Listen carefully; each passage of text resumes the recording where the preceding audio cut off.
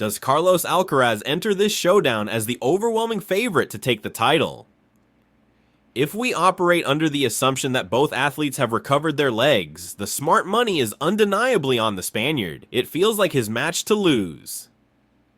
Personally, I have to agree with the consensus. It looks like Carlos all the way. Picture the scene on Sunday evening. It is likely going to be Alcaraz hoisting the Norman Brooks Challenge Cup when the dust settles, and he might get it done in a hurry. The tennis world isn't just thinking it anymore. Analysts and former pros are saying it loud and clear. There is a growing whisper in Melbourne that Novak Djokovic might be walking into a buzzsaw with little chance of surviving the onslaught from Alcaraz. This is not to say Djokovic has lost his touch, nor does it diminish his standing as the most accomplished racket wielder the sport has ever seen. Rather, the events unfolding at this 2026 Australian Open seem to transcend a single contest. We are witnessing a seismic shift in the landscape. Over the past fortnight, this tournament has transformed into a battleground where two distinct generations are colliding. And true to form, Novak Djokovic finds himself serving as the gatekeeper right in the eye of the storm.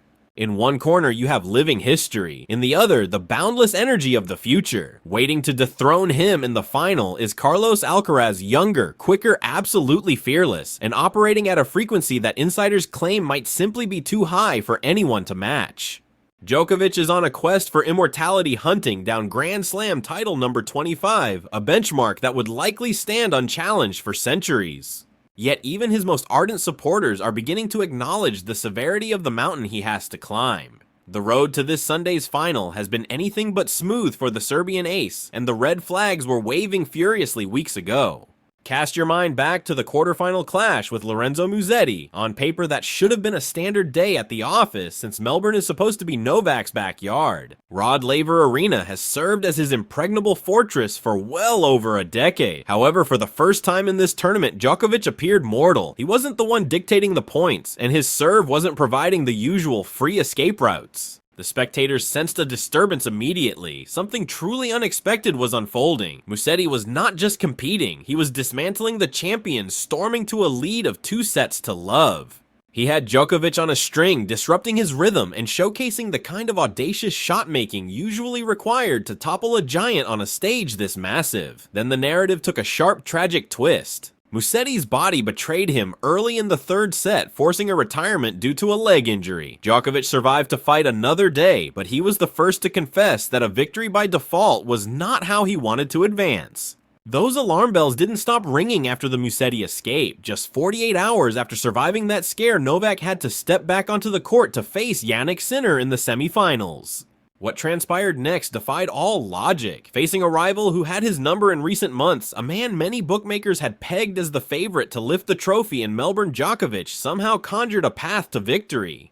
It took 5 grueling sets characterized by endless baseline warfare and punishing physical exchanges that drained every ounce of stamina from both competitors, but Novak emerged as the last man standing. It was the kind of gritty performance that cements his status as a mythical figure in the sporting world. At the ripe age of 38, Djokovic went to the well, absorbed an immense amount of pressure and leveraged his veteran savvy to navigate a crisis that would have crumbled lesser athletes. He outthought Sinner, remained ice cold during the biggest moments, and executed perfectly when the stakes were highest. However, triumph demands a tribute. That semifinal battle exacted a heavy toll on his reserves. 5 sets, nearly 5 hours on the court, requiring maximum exertion of both body and mind. Contrast that with Carlos Alcaraz, who booked his ticket to the final with significantly less drama. Djokovic has dragged himself through back-to-back marathons, and at this level, that accumulation of fatigue is critical. When you are stepping out for a Grand Slam final, particularly against a human dynamo as explosive as Alcaraz, your energy levels are the single most important variable. Novak was candid in his post-match interview, admitting the struggle was real. He acknowledged the burden on his physique and emphasized that his recovery protocol would be the deciding factor. We aren't watching the 28-year-old machine who could play 5-setters daily and barely break a sweat. In 2026, every extended battle leaves a scar. This is precisely why the locker room and the commentary box agree Djokovic is entering this final running on fumes. Against a predator like Alcaraz, that fatigue could be fatal. Carlos thrives on high-tempo tennis. He lives for the long, lung-busting rallies.